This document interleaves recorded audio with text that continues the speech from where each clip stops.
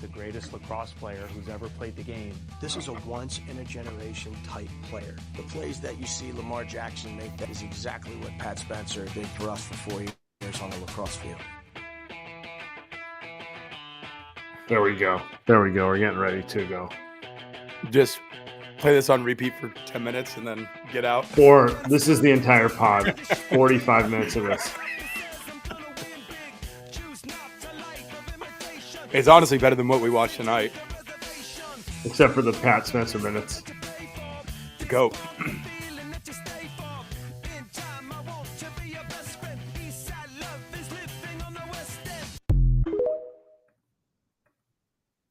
All right, let's get to it in a second here. Do it. Oh.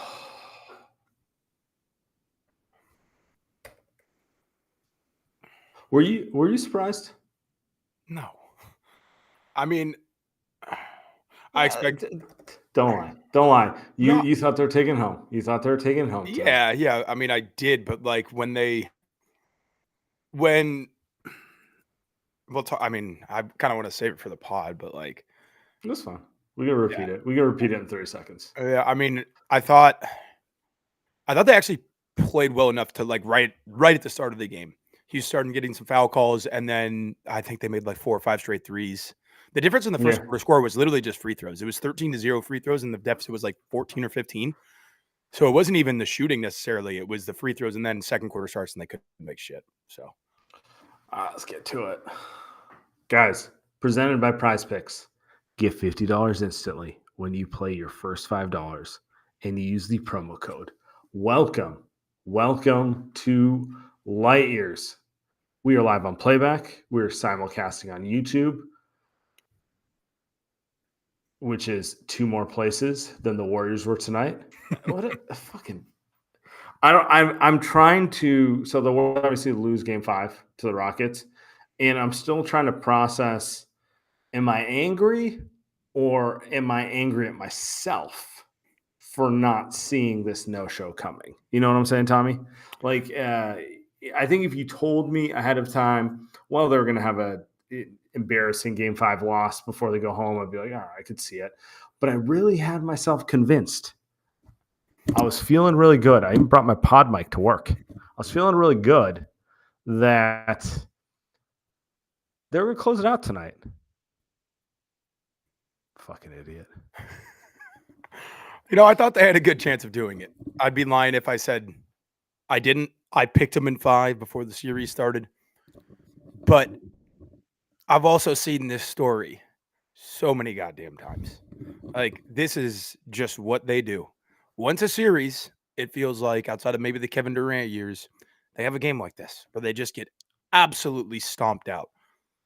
And it's like, I'm not a parent yet, but I'd assume this is like when you have a child and you keep telling them not to do something and they refuse. Eventually, you just give up. And it's going to happen once a day, once a week, once a month. It's just going to happen. There's some battles you keep fighting, and there's some battles where you give up. This is a battle I've given up on. Steph and Dre are always going to have a stinker. Draymond quit halfway through the second quarter.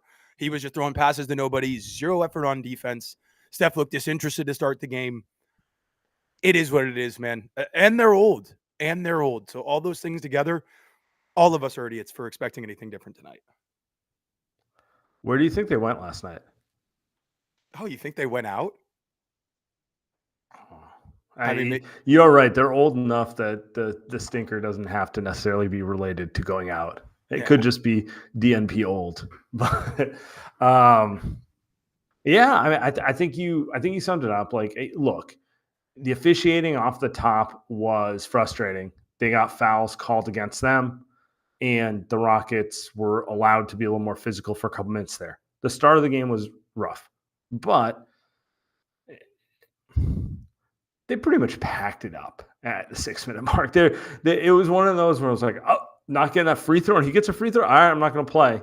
I mean, and you're correct in probably calling out Draymond. I don't want to say he's the culprit as if like I'm mad at him. I'm not in a fire everybody mood, but this team, I mean, everyone talks about Steph and Jimmy. or Steph and Clay or Steph and KD or whatever. This team's backbone and energy is always defined by what level of Draymond Green you get. And tonight was very much a go through the motions game. And probably the easiest way to tell it is Sengun looked fucking amazing. He looked like baby Jokic out there. And he's a very good player. I like him. I think I like him more than you do. Not that we need to be arguing about who likes Sengun more. But you could tell it was one of those games where like he was incredibly comfortable from the start through it. And if they can run their offense through him, if they can run motion sets through Sengun, use him as a playmaker, they're not a bad offense because they're not a good like pick and roll offense. They're not a good shooting offense, but they can be an athletic offense who can play off of a big, who can pass the ball a little bit. And, you know, when Draymond is really into the game, Sengun's been kind of bad this series. But if he gets to just do whatever he wants, which to me was more about Draymond, you didn't get that version of Draymond you're used to getting, or the version he's capable of, the version we saw in game 4, the version we see when games matter, then Sengun was able to assert himself. And like, to me, it's not even a Draymond thing. It's exactly what you said. It's Draymond. It's Steph. Jimmy's now got the disease too. Maybe Steve Kerr has it too. Although I thought Steve was a little better with at least just being like, "All right, you guys want to play? I'm going to throw Pat Spencer out there and let him just fucking go to town." It was kind of like one of those things where it's you can't make them compete if they don't want to compete. Even Jimmy was somewhat prone to this in Miami from time to time. Not as much as Steph and Draymond are, but like you said, Draymond's the backbone of everything. And if he doesn't come with the requisite energy, it's not going to look good. And you tweeted something like this during the game. Sengun, in the game they won, game 2, he had 7 assists. Tonight, I think he had 8 through the first 2.5, 3 quarters. Halftime, for sure. Yeah, and we talked about this, I think maybe on one of the previous post-game podcasts. When he's a playmaker, you know, their Golden State strategy has been to let him score, don't let him play make, don't let him get other guys open shots. And he was able to do that tonight. And that's part of the reason why they shot it well from 3. It's because they let him be a playmaker. But for him not to do that, it requires a ton of energy from Draymond. That might not be realistic to do 7 games out of 7 anymore for him at age 35, playing as an undersized center. It's not an excuse. He still played like shit. Like, don't get me wrong. Like, they needed to come with more energy tonight, and they didn't. But again, we can try to deep dive all this stuff. It kind of is what it is to me. Like, I don't think there's issues that Houston's presenting for them, for sure. I think maybe more than I even realized initially. Like, but at the end of the day, I still think the Warriors are the better team, and I would expect them to go out and close this out in 6. I don't think this is massive cause for some concern, or there's something that's like unfixable here about the rest of this series. Yeah, I mean, I guess that's the best way to put it. Like, they kind of no-showed energy-wise. Rockets punch them in the face. They never really got into the game. If anything, the third unit, making a game out of it at the end, underrated. It forced the Rockets to put key guys back in. Yep. I expended a little more energy there. We can talk about that in a second. But it does put a lot of pressure on Game 6. It does put a lot of pressure on Game 6. Does that worry you in any capacity? It does. Like, you would think, I guess, here's what I would say. We can joke and just be like, they're one stinker. That's what they do.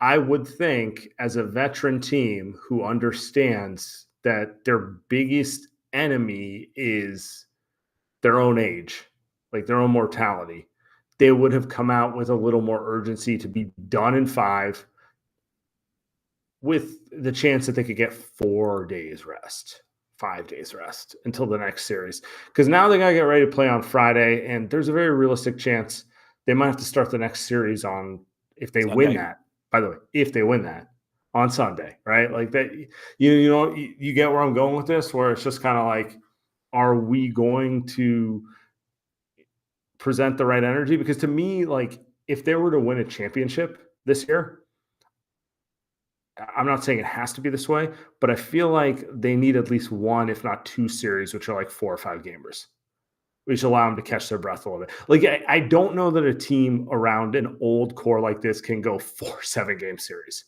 At some point, you need to catch a series where you take care of business in 4 to 5 and you get 5 days break. I mean, they certainly can't go 7 multiple times. Like that would be nearly impossible. But now you're in a situation where I don't know who else you could, if they advance, I don't know who else they can go 5 against. Could you beat Minnesota in 5? Maybe. You're not beating OKC in 5. But maybe you are.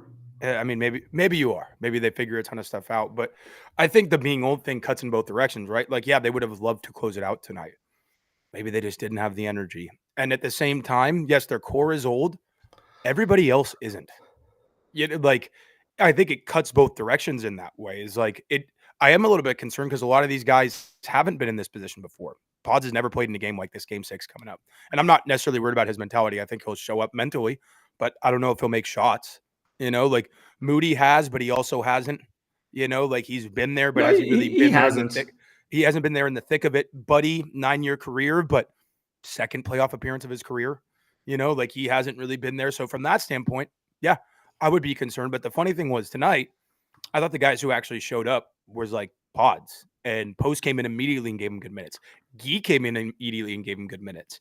And there was a little part of that second quarter. I think they were down 18 or 20. They just cut the lead. Houston took a timeout, got Houston deep into a shot clock, and Brooks banked in a 3, and that was the game. I think if Brooks doesn't bank in that 3, we're talking about a much different last 30 minutes of the basketball game. But at the same time, I do think there's a benefit to not having to play Steph, Jimmy, Dre the last 18 minutes. Draymond played 18 minutes tonight. Steph played 25. Jimmy played 23. There's a benefit to that as well. So, I mean, Steve even said coming into the game, if we somehow get blown out, he said this pregame. If we're getting blown out, I'm going to give him the first 5 minutes of the third quarter. And then if it's not going well, I'm going to give him the hook. And that's exactly what happened. I think they could all kind of feel it. Dre said this wasn't a must win after game 4. I think they kind of knew. That stuff's so annoying to me. I'm going to be honest with you. And if I have one criticism of Steve, it might be this. He said it before the Clipper game, which was the last regular season game of the year. But he said we got three shots at this. And it's like when you frame it like that, you're just not going to come out with the urgency that your opponent does. And that's a different game, and it's a completely different situation here. But like the entire, I guess it's I can't I'm self-correcting as I'm saying this. I can't fully be like Steve doesn't get these guys prepared because he clearly gets them prepared. But the whole big picture thing does leave you prone to throwing games away in these type of situations where they're so thinking about first to four. We don't need to win tonight. We need to stick to the plan, and we need to win one of the next 3. It would have been nice to just win tonight, So how many times has it really hurt him though? You could say maybe 2023.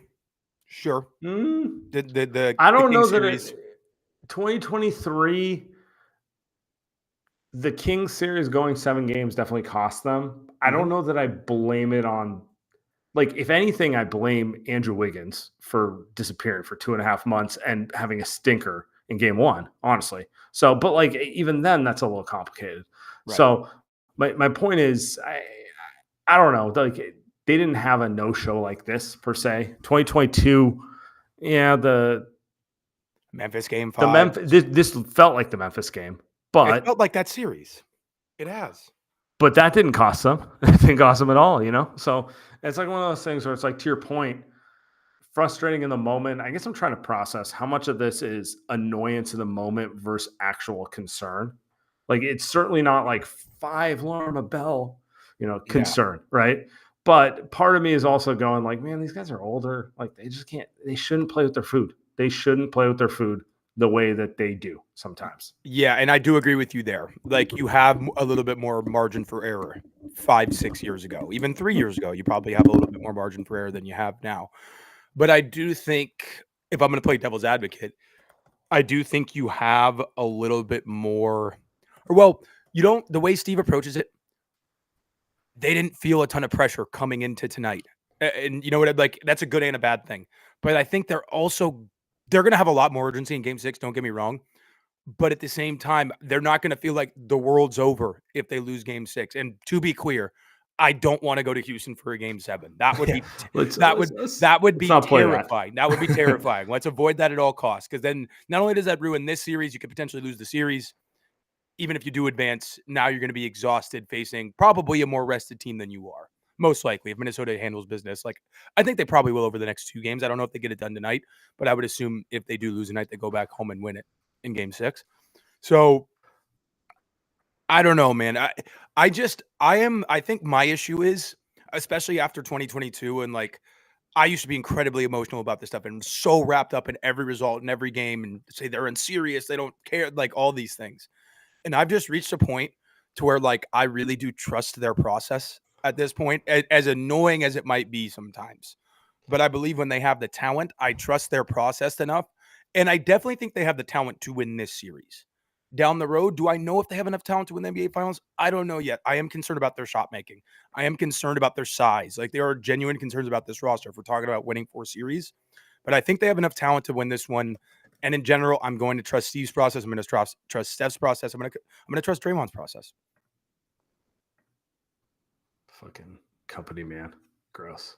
I know, man. It's my old age, dude. The man has beaten me down at this point. I want to hear. Steve's put me in the chair. Steve has you in the chair. Are you sure? Watch him get 50 piece. Yes.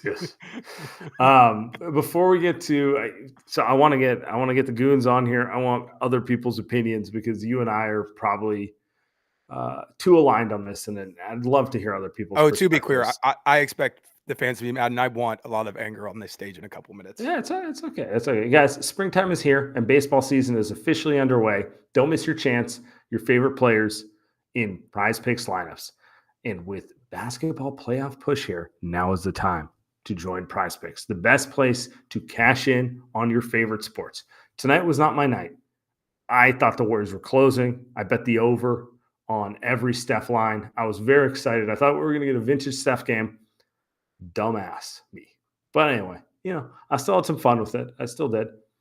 Guys, Prize Picks, you can mix and match player projections from different sports. You can go with Steph Curry, Moses Moody, Jung-Hoo Lee, Wilmer Flores. Get some fun with it. You can do whatever you want. Combine your favorite baseball players, favorite basketball players, hockey, esports, tennis, French Open coming up. Like all these tournaments, you can put them all together and just make some fun out of it. Prize Picks is the best way to win real money this summer. Make your picks less than 60 seconds and turn your sports takes into real money all season long. So it's really this simple, guys. Download the app today.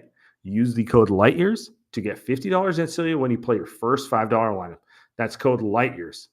LIGHTYEARS to get $50 instantly when you play your first $5 lineup. Prize Picks, run your game. Light Years Podcast. We are brought to you by Lucy. Lucy is 100% nicotine, pure nicotine, always tobacco-free pouches and capsules.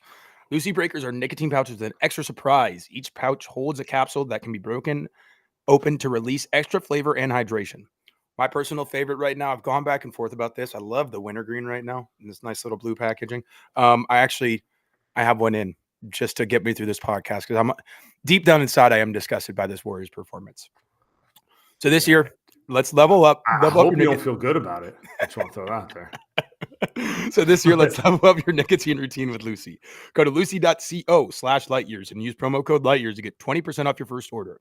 Lucy has a 30-day refund policy if you change your mind. Again, that's lucy.co and use code lightyears to get 20% off. Lucy products are only for adults of legal age, and every order is age verified. Warning, this product contains nicotine. Nicotine is an addictive chemical. All right, let's get to it. We got a bunch of people who want to sound off. I'm curious. By the way, real quick, you and I wrong? It's like the Simpsons meme. Yep. Yeah. No, maybe the children exactly. Are on touch, not us. Heem, what's up, man? Yo, can you guys hear me? Yep. Yeah, you coming in loud and clear. All right. I want to first start off by saying this Houston team might be the most fake tough guy, like annoying. Like Sengun's out there trying to like bump our third stringers, and then when Trace pushes him, he's like looking at the ref for a call. Like, come on, man. mean, they are the little brother, right? Like they're the consummate little brother. They do everything to agitate you. They piss you off. They're hitting you. They're throwing stuff at you, and then finally you lose your cool, and you give them a little slap back, and then you're the one that gets in trouble, And the Warriors are the big brother. The Rockets are the little brother. That's this entire series. I can't stand. I saw the Dylan Brooks is the ultimate little brother. Like, energy, yeah, by the way. their captain is Dylan Brooks and Ime Udoka. Like, this is kind of like who they are. But I saw the comparisons to the Memphis team a couple years ago, and I like respected that Memphis team. Like, you can respect John Morant, you can respect Desmond Bane, even though some of the shots he makes are annoying sometimes. But this team, like, I can't stand this team, and the fact that we have to see their faces on our TV in 48 hours again is probably the most aggravating thing. Having to just look at Dylan Brooks again, but off of that, I think there's real cause for concern. I don't think there's anything major, like there's nothing the Rockets are doing that like we don't have an answer for, but I think it's concerning. Like you are like another Fred VanVleet 8 from 12 from 3 game again from playing a game 7 in Toyota Center where anything can happen. Um, So I do think there's cause for concern. I think this was a pathetic performance, quite frankly, from the vets. Um, and like they're the ones on the court, like we're on our couches, right? So like if they are on the team plane and they're going, "Hey Steve, if 8 minutes into the game it's not looking good, we're just gonna like punt this one." If they feel confident doing that, then I feel confident. But I don't know, man. Was very annoying. They had a chance to get at least 4 days of rest or whatever it would have been, but it's frustrating. No doubt. I mean, I think we're all frustrated. That's for sure. But I do get what you mean with. I did respect that Memphis series was very contentious, but they really only had one guy that was dirty. It was really just Dylan Brooks. I mean, he's the common theme in all of this, right? But it feels like a lot of these Houston guys, there's just always a little bit extra that's unneeded, and I think you can clearly see the entire Warriors team is tired of him. Like that. Pat Spencer and Trey's getting in a fight was like that wasn't nothing. There is a level of annoyance and just like they're tired of seeing these guys, and that's why it's really important to end it on Friday. Man, do not want to go back down to Houston on Sunday. That's also kind of why I'm just frustrated that they're extending another game. I thought they just want to put them out of their misery, but you're right. Sometimes that's how it goes. I think it says everything you need to know to your point about Cam Spencer and Trace just igniting that entire thing. And I have one more thing. Like a couple of pods ago, you guys were talking about LeBron's mentality when it came to certain playoff instances where it's like, hey man, I'm gonna play my heart out for these 44 minutes and try and secure a win, so we don't have to play in 2 days or whatever. Like it would have been. I don't. Like I said, I'm with Tommy. I trust Steve's process. I trust Steph's process, but you would think like, man, like, wouldn't it be better to just close them out tonight? And I would have. I'm with you because I legitimately thought they turned a corner because when I saw them push guys, shame on you. Yeah, the real fool here is me. Let's be real. When I saw them go Steph 43 minutes in the game 3 to win that, I'm like, oh, they're actually like they're viewing this the way I was viewing it, which is like I'd rather Steph play 44 minutes a game in 5 games than them caution him for 6 to 7. And I thought they turned a corner, but I do think shame on me, buddy. I do think they might have gone closer to that route than normal tonight if the game had been close, but it never even got to a point where we could even see that bear out. Like I do think Steph might go 42 minutes on Friday if it's a close one. I think it's very possible. I think he might try to do the same with Jimmy. Draymond, it's tougher because he's always playing up in size and weight. Like it's just tougher to do with him. The fouls, the nature of his position is like you might not even get the opportunity to play in 42 minutes. Totally. So. Yeah, I mean, I think we could see that, but there was literally never an opportunity. That was a blowout from 6 minutes into the game, unfortunately. Yeah, maybe it's that simple. Heem, appreciate you, brother. Calling again. I mean, I was thinking maybe we want to like litigate the the start of the game and the officiating, but like honestly, I can't bring myself to do it when I know that the Warriors didn't bring the requisite. They 100% did that. Well, it's gonna be like that. We might as well just pack it up type of approach. 100%. I mean, there's little stuff we could talk about in terms of adjustments. Like maybe you start post to keep Dre out of foul trouble and just have a little bit more resistance, natural resistance to start a game. You know what I mean? What'd you think of Sengun on? They went with him on pods. I figured that would be the move. And I thought pods created good looks. Sorry. Wow. Anyway, I mean, that doesn't concern me. I think pods take advantage of takes advantage of like space better than Moody does. So I think that's the thought process behind it, right? And even if you go with Post's a better shooter than Moody. He causes more closeouts. I mean, what's the adjustment to them putting because the Warriors? It's hard for me to determine how much of this was Houston threw stuff they weren't expecting versus they just didn't really care. But the Sengun on pods thing is the first time they've done it really this series, and then they went with that zone defense for a while. Both of those are very beatable moves, to be clear. How much of it is just them getting caught off guard versus, they need a couple days of practice to figure it out type of thing? Caught off guard and just not locked in, focused.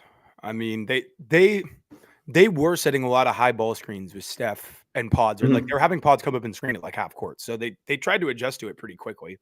But the Rockets are just a very good defense. I don't necessarily think it's schematic. I think they have very good defensive personnel. They play really hard and they play really physical. So I don't think it's necessarily one defense that they're throwing at the Warriors that's going to give them issues. The zone obviously looks awful right now. They got to figure out how to break that zone a little bit. But I really just think more of the tough time scoring is Houston having a really good defense and personnel that has given the Warriors issues over the years. Like it does resemble Memphis' defense a couple years ago. It does somewhat resemble OKC's defense in 2016, even though that was a different level, but it's that athleticism, that speed, that physicality that has always been able to create these blowouts like we saw tonight. Yeah. I'm there with you. It's a perennial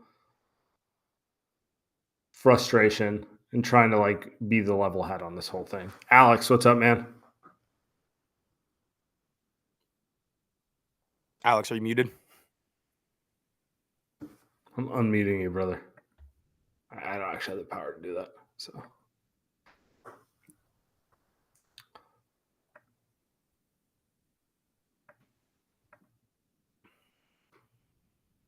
all right, Alex, do it again, and we will bring you back up.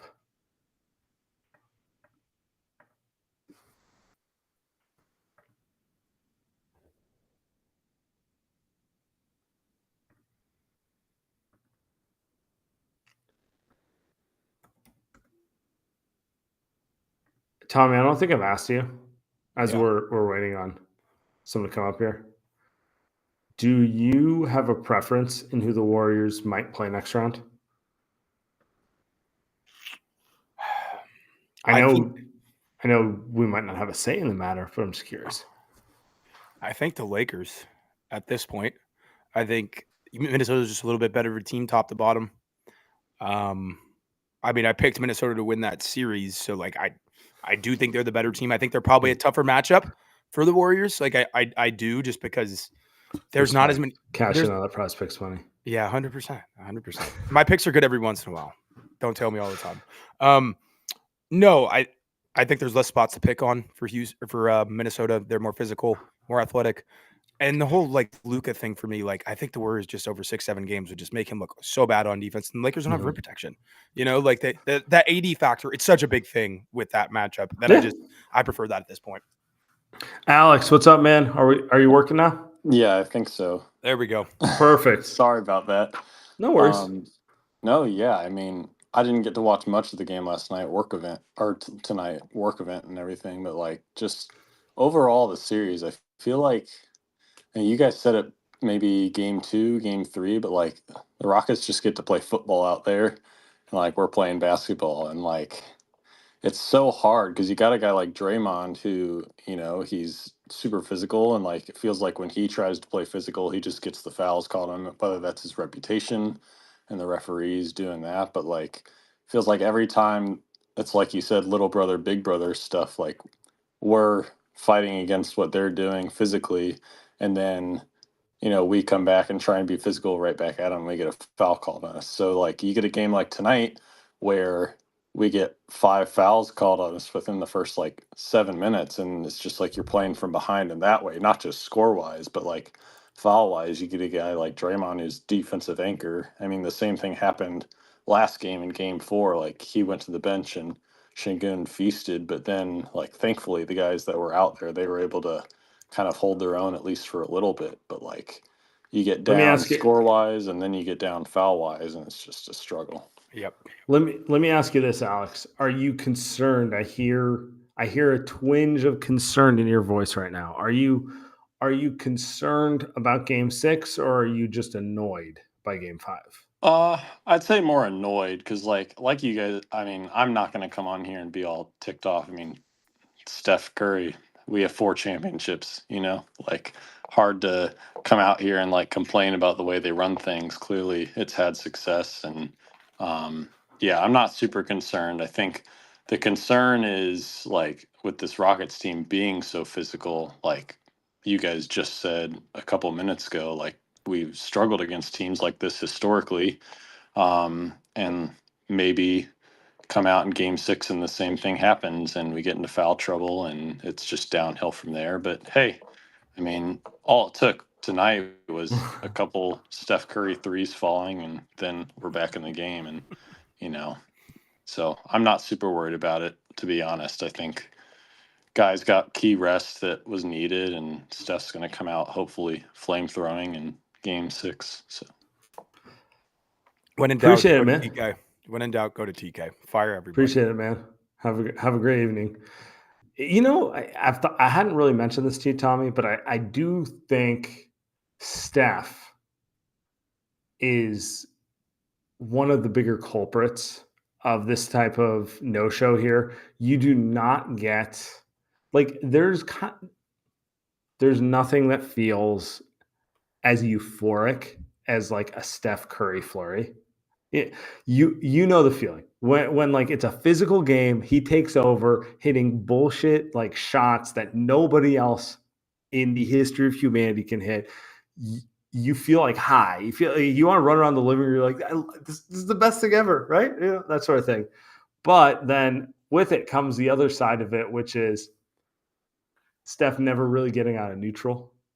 And getting these kind of games where you're just like, it's like the meme of like poking like the stick, like do something, like that sort of thing. 100%.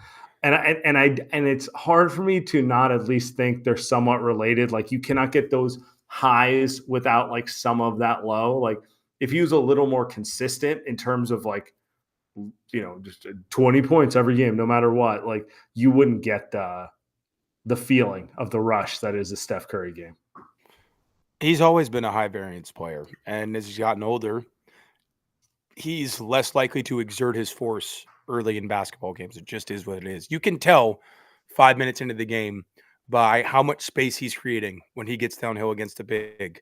Is he driving them back? Or are they able to kind of trap him? Now he's throwing his bullshit one-handed passes, and they're turning it over, and the other team's going the other way. Like, it's so obvious from the beginning of the game, and I just don't think he had that level of urgency tonight. If he did, and he comes out and he sprays 3 threes in the first 6 minutes, yeah, it's an entirely different game. But that also tells me he's not that concerned. And if he's not, I'm not going to be. And also, I think we've become a little bit too much of an echo chamber in this fan base. Everybody's disagreeing with us. We need somebody who's going to disagree with us on this stage. I'm about to text Jim Park. Come up here. Tell me what I'm missing, brother. Fire Steve. Oh, let's get our guy. Or let's get Ebony up here. Sorry, Ebony. How you doing? The voice of reason. Why? I wanted to bring up someone who's going to spice it up, but I brought up the voice of reason on the Light Years channel. How you doing? I'm good. How are y'all doing? Doing great, Ebony. Pretty good. Sorry, I don't know why I had an awkward pause right there. But That's okay. That's fine. Yeah, for me, when I turn on the game, Steph touches the ball for the first time. I can pretty much tell what's going to happen based on how tight or loose his handle is. And pretty much his handle, he was trying to do crossovers behind his back in the first minute. The first like two or three touches, I was like, oh yeah, they're not even trying. You know what I mean? Like he yeah, gets picked the first three times he touches the ball. That's like a recipe for a disaster almost. I mean, at this point in the season. are Isn't it? are are Steph and Draymond thrill seekers? Is that the problem here? Like Oh, they 100%. were not feeling the pressure. They're like, I need to feel like I'm gonna lose it all before you 100%. get the beast out of me. 100%. I mean, just look at some of the passes that Draymond throws at Steph, man. He like does this weird dribble pass when like off of the screen where Steph's running around, and then those are the passes that tells you they're just doing shit basically, trying to get a rise out of the crowd, And it Mhm. felt like they weren't going for that tonight, and that is always telling us to how the game is gonna go. Um, Especially that last pick Thompson had off Curry. Question. This is almost completely uh irrelevant, but number 14, I don't even know who that dude is. Had he not been on the court, they would have cut it to like 9. Dude Oh, doesn't Braxton even Key. Yeah, dude Yeah. doesn't even deserve garbage minutes. Where was Kaminga? Kaminga was out tonight. He was sick. He had that same seafood that Pajemski had. Apparently, what is up Yeah, with them in he should have Houston, played man? anyway. He should have played anyway. I'm sorry. Like he couldn't have been worse than he is healthy if like being sick. So that's kind of, neither here nor there, but that dude's not on the court, and they cut the lead to 9, and maybe the starters come back and the Warriors make history with, their third string guys coming off the bench and beating the Rockets, and then we actually prove how trash the Rockets are. The Ratchets. Anyways, but Braxton and Key, by the way, I'm looking at it right now. This is a generational stat line. 12 minutes, 7 rebounds, 0 for 7 from the field. Woof. wow. I'm pretty sure he won like Defensive Player of the Year in the G League. So late season pickup, they added him to the roster right before the playoffs. The guy can really defend, but good God, can he smoke a layup? I mean, I think they would have cut it like Ebony's saying. I think they would have cut it to like 11 if he doesn't miss that layup, and then the fight happens right after. So He that was missed when it. 2.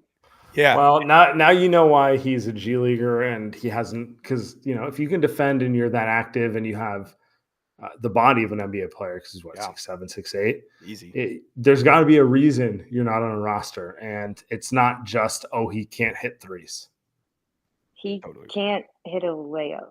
So, but okay, my question. So, who of the second and third string guys that played tonight in the second half, who deserves more minutes? Keaton, or I can't remember his first name, but Knox or Pat Spencer?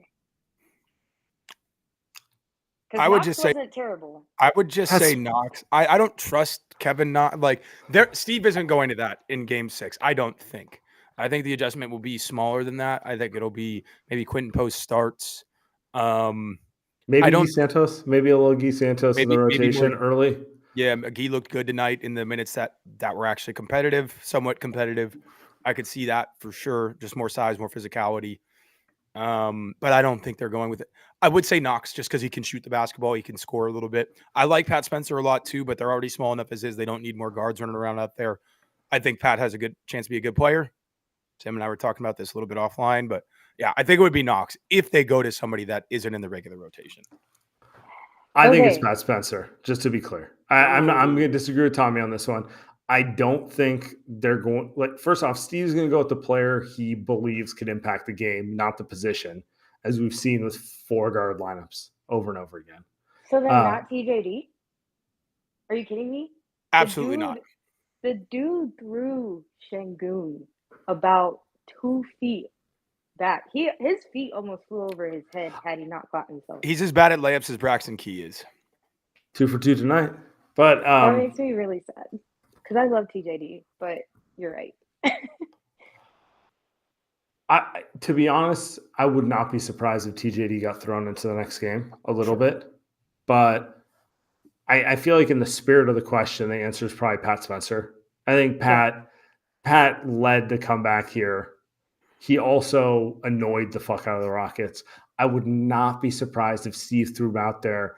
And I'm not saying big minutes. I'm saying started the second quarter to harass Jalen Green or Dylan Brooks and just get into their skin, get under their skin a little bit. He's actually the only guy in the Warriors is doing what the Rockets are doing to them, which is, and I don't think he's a dirty player or any of that, but I think he's just kind of like, my role is to annoy the fuck out of these guys and like get a little too close and hit them every possession and see if the ref is going to call a foul, because God knows I'm not going to play enough that my 6 fouls even matter, you know?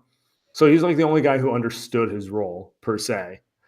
I would not be surprised if Steve threw him out there because of the reaction he got out of the Rockets player, almost to throw them off a little bit. I will bet money Braxton Key will not be thrown out there, though. If Braxton Key is thrown out there, I turn my TV off completely. I don't even check the score. I'm done tapping out. If Pat Spencer's thrown in the game, what's the lineup? It doesn't matter. It might be. It literally might be Pat Spencer, GP2, Pods, Buddy Hield, and Looney. That's nasty. That's nasty. Four guards in the big loon. I mean, like you've seen Steve throw those type of lineups out there where you're like, sure, let's see if for 2 minutes this works, you know, because to the spirit of the question, I truly think it will be like a 2 to 3 minute thing if it happens. I hate that you're right about this, Sam. I hate it because I can see you processing it. You're like, oh fuck, this is exactly what's gonna happen. It will be Pat Spencer. That like I was more wish casting this and being like, I hope it's Kevin Knox because he can actually make a shot from outside of 6 feet.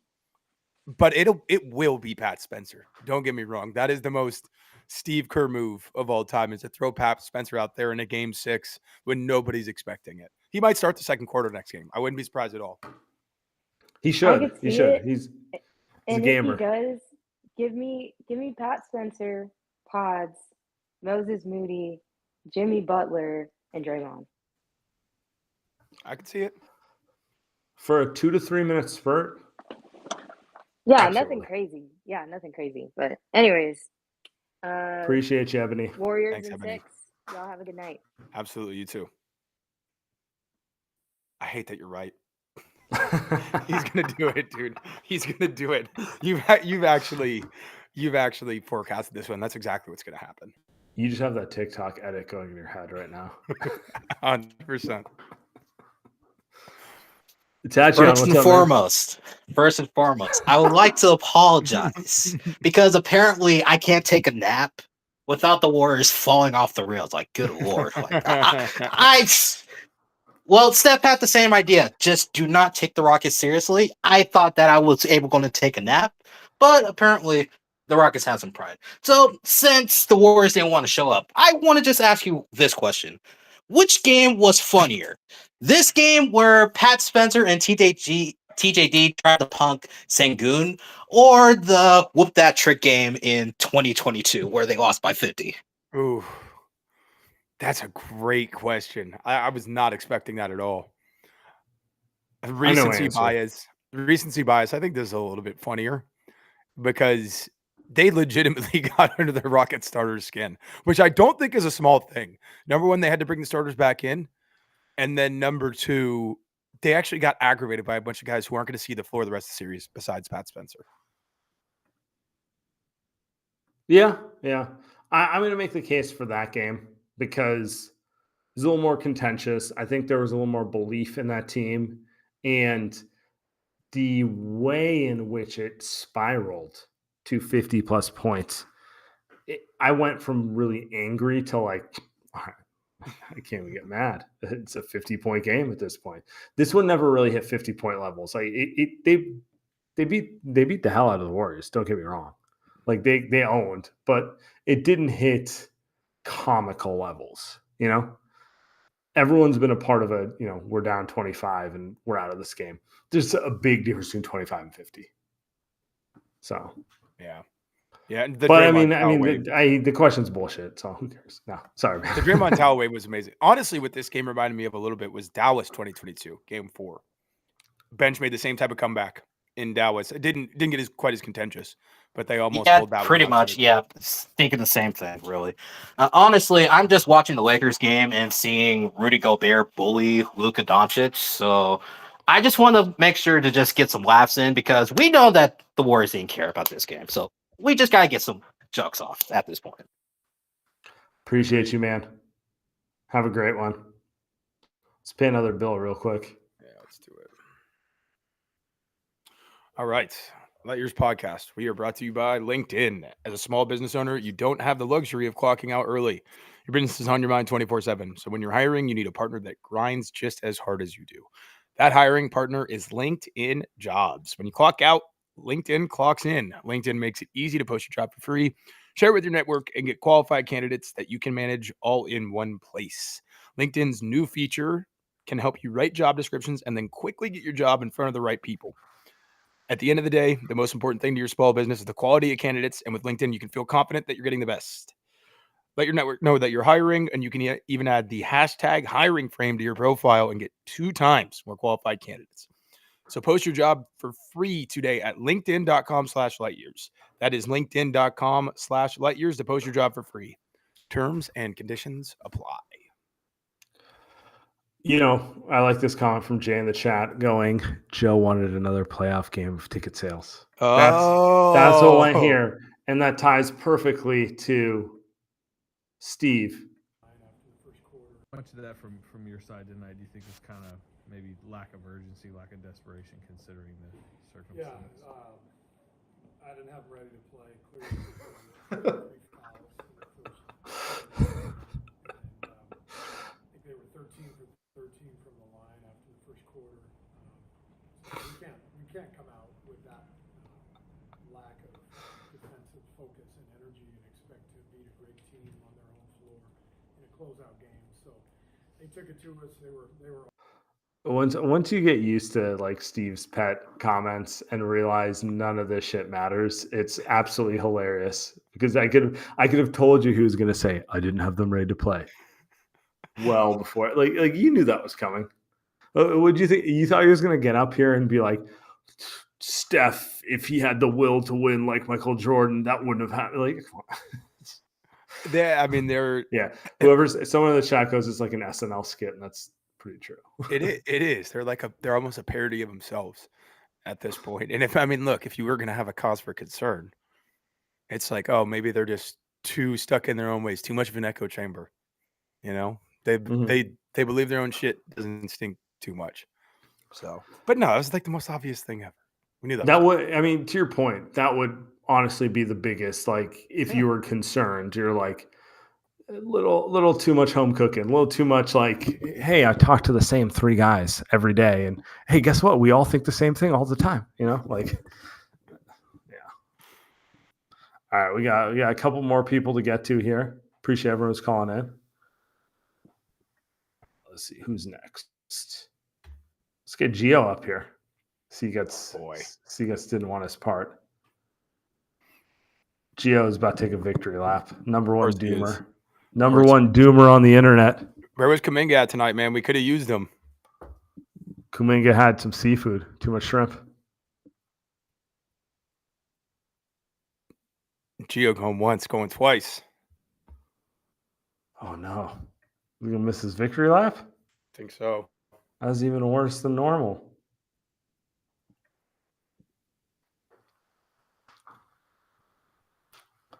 Must be sick like JK. Yeah, that sounds about right. It's contagious. All right, bring Gio back up here. I believe in Gio. As much as he believes in Kuminga.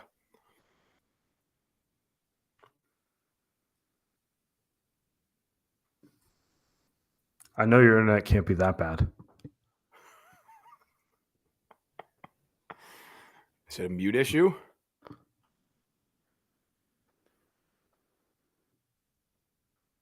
Gio went back to 1998. He's on a 56K.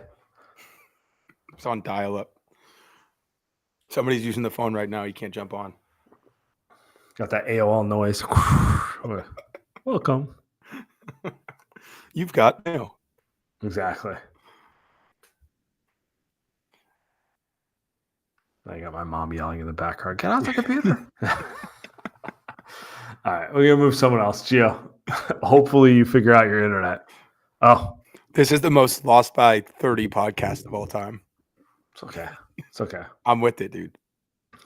If they lose game 6, the tone will be significantly fucking different. Much different. Here we go. Let's get some energy here, Michael. But they get a mulligan pod here, and here we have the star of the first round, our own Amen Thompson. All the bloggers have been talking about him as the breakout player. He's figured Steph Curry out.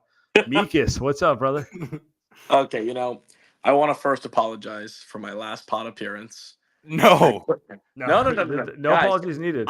I didn't listen to it. I had enough mentions on Twitter yesterday and the day after. You had the anxiety. You had the I anxiety the played next day? it. I only played it today, 15 minutes before the game, and me and Meredith watched it, watched and listened. And Mer was like, she had to get up and leave the room. She's like, I've never heard you so drunk. She's like, I can't be around this. I can't hear this. This is, guys, that was my sophomore year of college. I haven't been like that since I was 20 years old. So today it was no vodka. It was just a bottle of Prosecco because I thought we were gonna be popping bubbly, but we weren't.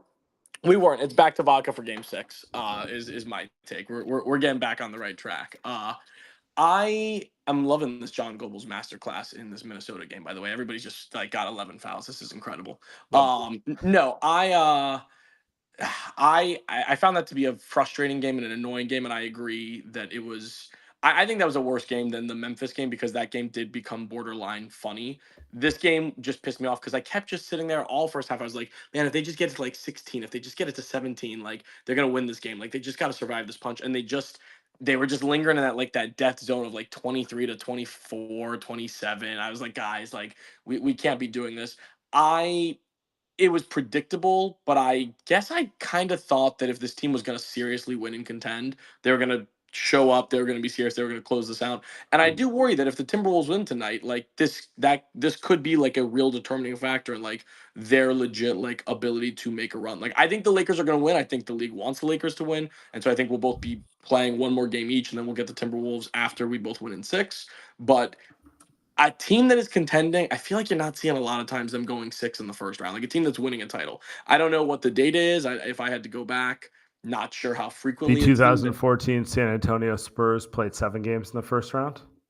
Yeah, and I know the 2018 Cavs went 7 with the Pacers. They didn't win, but they at least made it. Or the 2018 Cavs, but it happens. I just think it's kind of rare, and I think that typically those teams that really are serious are taking care of business. So I don't love to see it. This kind of felt like not nearly as bad the game 5 Clippers loss in 2019, where it's man, you guys just playing with your food, a team that you're better than, a team we know that you are better than, and you're just letting a team go on these big runs that shouldn't be. I guess my question is, we know these two, Steph and Draymond, have always, when game 6 have rolled around, had one guy on the team. There's no game 6 Clay. Are we getting a game 6 Buddy? Are we getting a game 6 Pods? Is it a game 6 Steph? Who is the person who's going to give us that crazy game 6 that takes us over the hump and wins it on Friday? No, I mean Pat's going to get 6 minutes, but who's the one? Who's going to be the third guy that comes along with Steph? Jimmy, come on. Yeah. It's going to be Jimmy. I mean, it's Jimmy. What is it? Is it 30 points, 35? Is he going insane like a Clay game? Or I guess when I think Clay, do you have a good line right now? Tell me what the odds are right now. I'll tell you what to play. No. I bet it's 23.5 if I had to bet. Okay. I think they're going to take care of business. I think it's going to be, I would bet on the core 3 guys. That's where my head's at, because they definitely don't want to have to go back to Houston. So if you believe in this team, if you think they have not just aspirations, but the ability to make a deep run, it's going to be Steph, it's going to be Dre, and it's going to be Jimmy. It's going to be those three guys.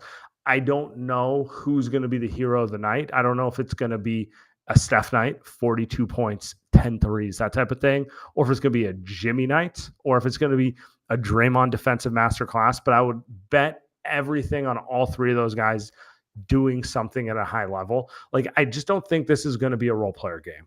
That's kind of where I'm at with it. I don't think, to your question, I don't think this is Guy Santos, big Guy, like it might be one of those Guy makes a big three in the second quarter and dives for a loose ball and it changes the energy of the game. But I think when we look at the final box score, it's going to be, Steph 37, 4 and 8, Jimmy 39 and 9, and like Draymond like 10, 15 and 4, like 7. Something where like those three guys are like, yeah, those guys own the game type of thing. As bad as their effort was tonight collectively, I expect the polar opposite on Friday to what Sam's saying. But if I'm going to say a role player just for the fun of it, just for the activity, I think let's go with Buddy. Let's go with Buddy. Buddy makes, I don't think it'll be 25, 30 points, but I could see Buddy making 4 or 5 threes, getting hot. Like that is Solid not 17. it's not out of the realm of possibility for him, because despite how good Steph and Jimmy could be and probably will be, they will need somebody else to come along for the ride scoring wise. I would bet on Buddy. And then Tommy, you obviously grew up and you were playing in college and everything like that. What does this team need to do to to combat this zone? Like, I don't get how, like, real NBA players they all have some deficiencies, these players, but like they have talent. How can they just look so? I mean, it was a half where they were just flabbergasted by a fucking zone like they'd never seen it before. What do they need to do? Like, what's the coaching strategy that Steve needs to implement? He talked about it before this game that we had some tape on that zone. We gotta, work on that. It didn't look like they worked on it for a second. I guess I just curious from your perspective. Well, I think they got shell shocked, number one, by the amount of shots Houston was making, and that slowed down they were playing in the half court the entire time, and that slowed down just their movement offensively. They need to get hard middle flashes to the free throw line. And then I would work on, if we're going to get really technical with this, I'd work on having a guy fly off like a baseline screen and then flashing back to the ball so you can get those short corner catches as well. Those are just little things to look at. But it's just tough when you don't have a lot of guys that can shoot, if I'm being totally honest. And a lot of times when Houston's going to that zone, there's not a lot of guys who can make it pay from three. And that's which is also, by the way, why Steve went to Quentin Post and basically he's the most shooting heavy lineup when people are like, why is Moses Moody not out there? Or something. It's like he hasn't hit a shot all series. Right. I like Post to start on Friday. I would really like to see that lineup that they went with, I think in game 3 when Jimmy was out. But just with Jimmy back in instead of I think it was Pods that was in, but put Jimmy. Pods and Kuminga. It was Pods. It was Pods and Kuminga. Yeah, I would like to see instead of Kuminga put Jimmy in there. But yeah, their half court offense was not the spina bifida half court offense today. It was the stem cell research half court offense. So good on them. Good on them. You gotta go. Good on them for having that. Thanks, boys. See you. Thanks, Mikas. Appreciate you, brother. We're gonna end on Gio here. I'm gonna give Gio one more shot to get up here. Come on, Gio. It's your moment. Can't figure it out. It looks like the Warriors against the zone.